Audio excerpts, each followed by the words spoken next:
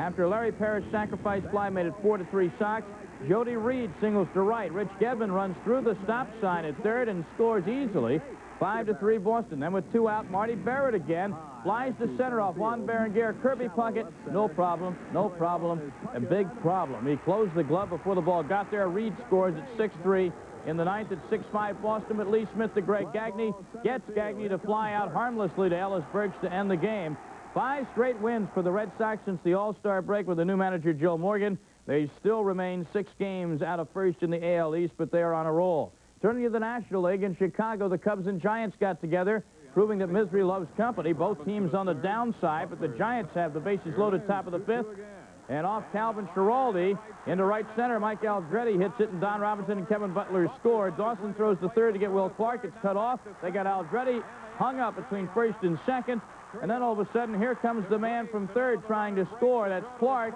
Berryhill's throw is high. Clark is safe. Aldrete safe. Somebody call a cop. 2-1 Giants. Top of the 8th, tied at 2. Pat Perry in relief. The first pitch to Kevin Mitchell is gone. His 12th homer. Giants led it 3-2, but not for long, because in the bottom of the 8th, nobody out. Bases loaded. Scott Garrett's on for the Giants. He's been hit around this year, and Vance Law singles. Del Palmero and Mark Grace make it 4-3 Cubbies. Then Sean Dunston.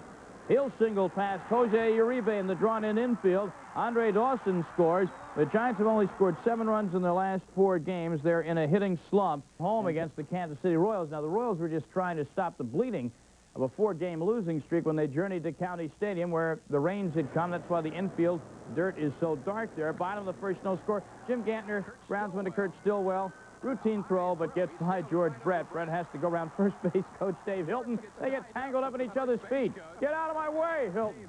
Get back in the box. Things weren't so good for the Royals first base coach Bob Schaefer either. Buckner swings and misses. There goes the bat. Schaefer has to jump out of the way. Rough night at the not-so-hot corner. But in the bottom of the second, the Brewers knocked around Floyd Bannister. Joey Meyer goes deep to center, and Willie Wilson leaps and watches it go. A 2-run shot, 2-zip Milwaukee. If that wasn't enough, Charlie O'Brien then comes to bat. He'll go deep to left field. It's gone. Number 1 on the year for O'Brien. And the Brewers at home shut out the fading Kansas City Royals, who've lost 5 in a row now. It was Milwaukee 6 and Kansas City 1. Detroit and Seattle. Well, the Tigers all over the Mariners in what was a close game until late. In this game at the Kingdome in Seattle, Gary Pettis hit 3 RBI singles, one of them in Detroit's 5-run 6th inning that broke up a 3-3 tie.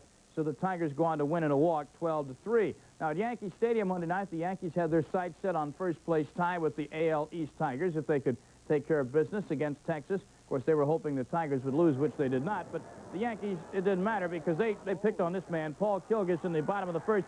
Mattingly, the player of the week, rips a shot that Pete O'Brien can't handle, and that's a double, and Henderson scores 1-zip Yanks. Next batter, Jack Clark. He'll take a rip, and he'll knock one into center field, actually left field, a single. Scores Willie Randolph 2-zip New York. After Winfield knocked in another one with a ground out, Joel Skinner takes Kilgus to left center. Cecil Espy ain't going to get it.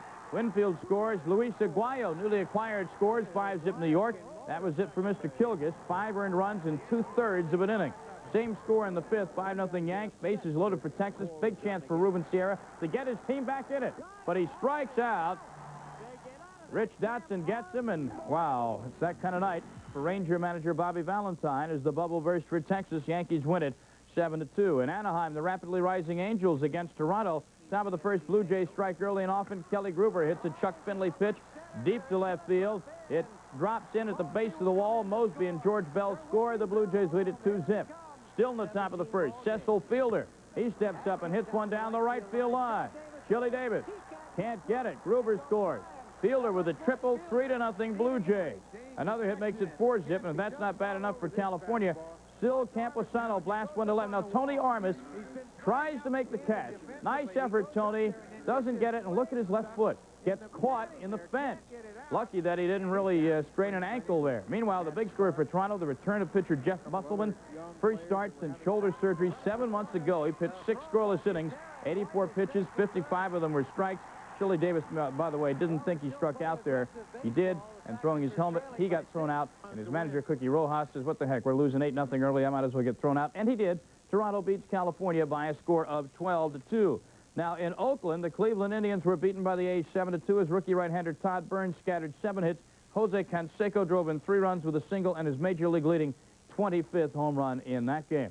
Back to the National League we go, where in Montreal, the Houston Astros, trailing the Dodgers by 8 full games in the West, came north to Canada in search of some wins against the Montreal team that's been pretty hot themselves. Very tough to beat of late. Let's go under the plexiglass or whatever it is in Montreal. Listen to this.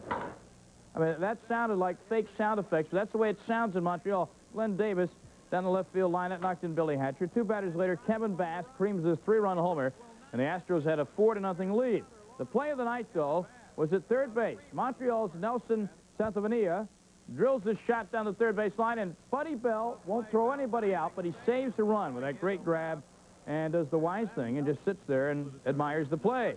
Bell was hot with a bat, though. He cranks this one to left center. This is gone. 8-game hit streak now for Buddy Bell. The Astros go on to win it 6-1. The first win for Joaquin Andujar in the National League since 1985. The Padres and the Pittsburgh Pirates. And the Pirates were going for the 10th win in a row. Nobody could stop them except Mother Nature. Rain. How much? Take a look at this. You want rain? We got rain for you in Pittsburgh, where they need it very desperately. In fact, most of the country could use this kind of shower.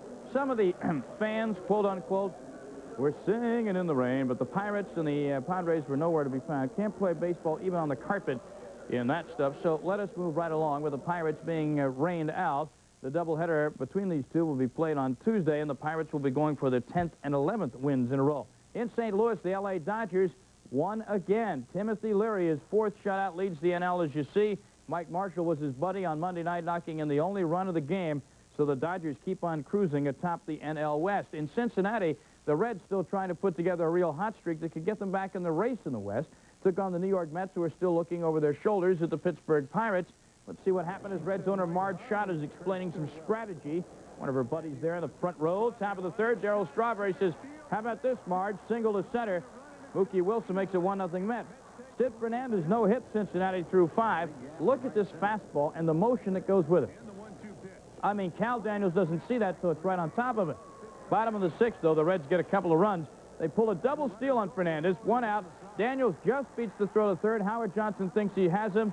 I thought he did, too, but the umpire said the runner was safe, so with runners on second and third, Nick Osowski hits the long drive to center. Mookie goes back all the way to the wall, makes the catch. Now Daniels tags up. He's going to score. Now Tim Tuffle's relay goes somewhere over the river into Kentucky, and Barry Lyons scores, and those were the only 2 runs the Reds got. And you know what? The only 2 runs the Reds needed, because Mookie Wilson bounces out 4-3 with 2 on and 2 out in the top of the 9th, and Pete Rose knows his team has a win it badly needs. The Reds are still way out in the National League West, but every win counts, I suppose. In Philadelphia, 2 teams going nowhere, the Braves and the Phillies. Game 1, Phillies got 2 in the bottom of the 9th to tie it at 8, but in the top of the 11th, Atlanta wins it by a score of 9-8. Game 2, the Phillies get 4 runs to Atlanta's 1, as David Palmer won his 4th game in a row after a very rocky start in Philadelphia. To Yankee Stadium, where the home team's smiling. They came into action just a game out in the East, and they applied the muscle in a hurry tonight against Texas, when in the first, Joel Skinner hit an off-speed pitch to the gap that just eluded Cecil Espy. And by the time Oddibe McDowell caught up with the ball and relayed in, 2 runs were home. Skinner was on second. The Yankees soon chased starter Paul Kilgus with 5 first-inning runs. But the Rangers loaded the bases in the 5th. Scott Fletcher laid down a safety squiz.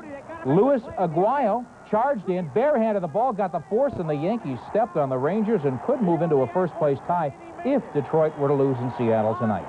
His team is behind. Cookie was 6-0. That was one of the reasons why he was unhappy, but he had to be pleased with that. Also pleased, this guy, Fred McGriff. Look at this one. That's number 19 on the year, but that is his 4th home run in his last 5 games. That made it a 9-0 Jays lead. This is the kind of night it was for the Angels. Bob Boone loses his bat into the stands. The Blue Jays with the big victory over the California Angels out west. In the 6th, when the Reds worked men to second and third on a double steal, then Nick Osowski belted a towering shot to dead center. Mookie Wilson turned his back, took off, made a splendid catch, while Cal Daniels' tag came to the plate with a tying run. Davis tagged at second, went to third. Then the Mets butchered the relay. Davis broke for the plate and made it, and that was the winning run. Danny Jackson, with help from 3 relievers, shut the door the rest of the way, and the Reds beat the Mets in Cincinnati. Well, the Cubs were home today against the Giants. Both these teams had rushed into contention, but have hit the skids for a week now. San Francisco led by a run on the bottom of the 6th. Cubs second and third for Damon Berryhill. Punched a single to left. Mark Grace raced home with a tying run. Vance Law was waved around. Mike Aldretti's throw was perfect, though. Bob Brenly tagged him out. Giants went ahead 3-2 on an 8th-inning homer. Then the Cubs loaded the bases, and Law reached out, tapped one through the drawn-in infield. The tying run scored. The winning run followed. And the Cubs snapped a 5-game losing streak while the Giants lost their 5th in a row. Well, the rest of the scores around the major leagues in a few moments, but now our nightly feature, the play of the day. It happened at Fenway Park, and appropriately it involved that quirky, funky left field wall called the Green Monster. The Red Sox and Twins, Minnesota's Kent Herbeck at the plate. Gets into one, lofts it high and deep to left for Mike Greenwald, who got a late jump. He pops the ball in the air and then makes the grab for just another long out at Fenway. Look again. Greenwald scrambling back, feels the warning track, knows the wall is right behind, so he jumps, gets a glove on it, bats it up, keeps it alive, and makes our play of the day.